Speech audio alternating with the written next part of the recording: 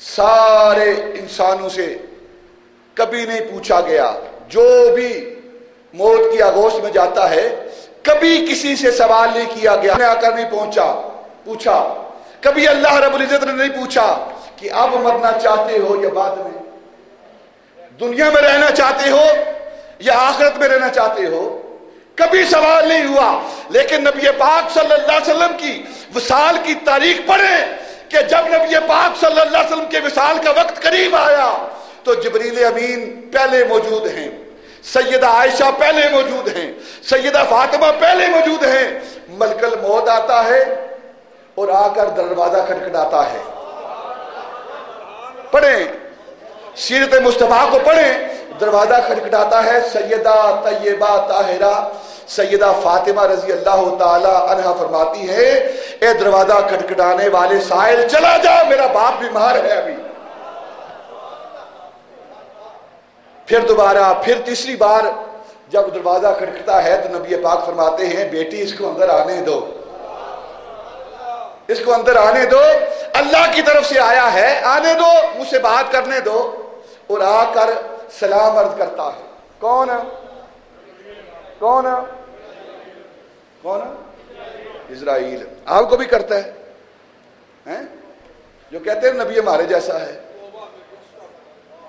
انہیں بھی سلام کرتا ہے. نہیں,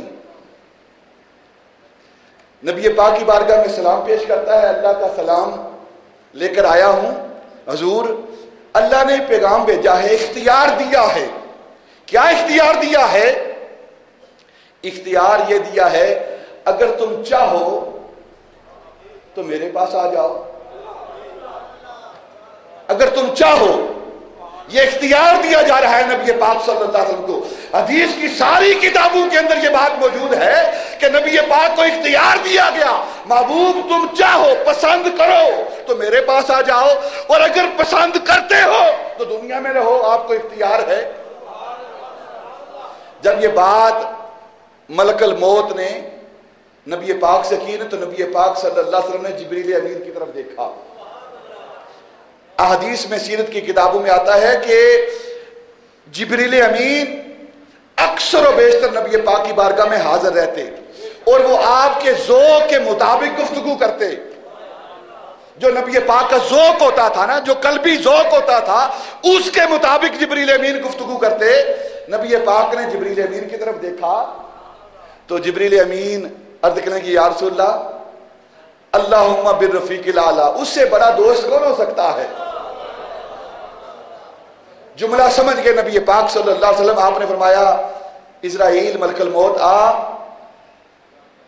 روح قبض کر لے, جان لے لے, میں اپنے یار کے پاس جانا چاہتا ہوں. یہ اختیار ہے نبی پاک کو.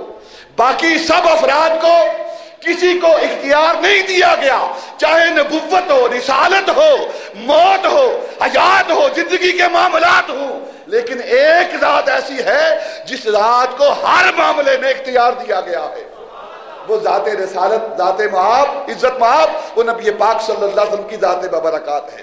جبریل امین پاس بیٹھے ہوئے ہیں. فرشتہ آ کر عرض کرتا ہے یا رسول اللہ صلی اللہ علیہ وسلم, اللہ رب العزت پوچھتے ہیں آپ کو ملکی رسالت عطا کریں یا ابدی رسالت عطا کریں,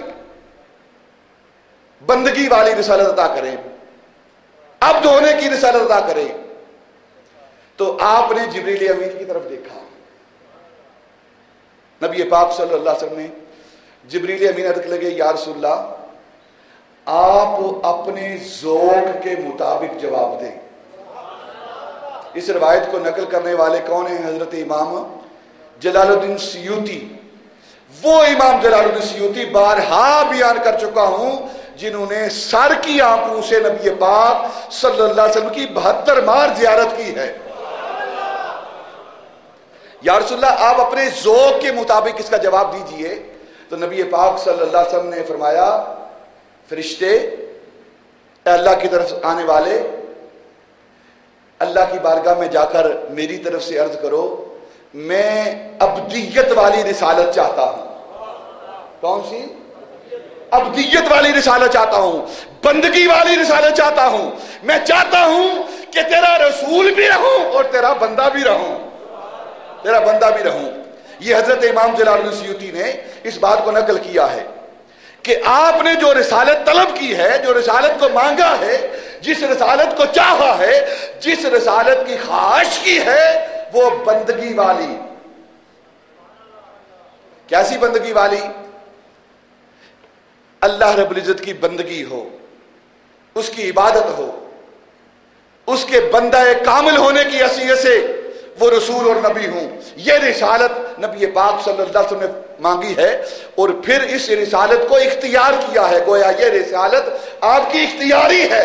کیسی اختیاری ہے؟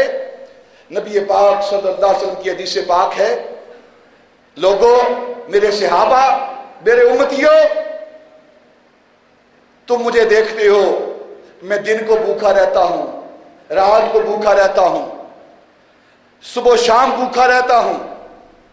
اس کا مطلب یہ نہیں کہ یہ فقر اضطراری ہے، نہیں، یہ فقر اختیاری ہے۔ یہ فقر میں نے اللہ سے مانگ کر لیا ہے، میں نے مانگ کر لیا ہے۔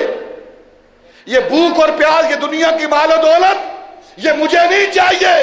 میں نے تو عبدیت، فقر، بندگی اپنے اللہ سے مانگ کر لی ہے۔ اگر میں محمد چاہوں تو مکے کے اندر جو پہاڑ ہیں یہ سونا اور چاندی بن کر میرے ساتھ چلیں۔ لو شئت لصارت جبال الفضة، لصارت معی جبال الفضة، اگر میں چاہوں تو یہ پہاڑ جو مکے کے پہاڑ ہیں سونا اور چاندی بن کر میرے ساتھ چلتے رہیں۔ لیکن میں نے اپنے اللہ سے، اپنے رب سے عبدیت مانگی ہے، فقر مانگا ہے۔ کیسا فقر مانگا ہے؟ دعا کی ہے، یا اللہ ایک دن چولہا جلے اور 3 دن بند رہے۔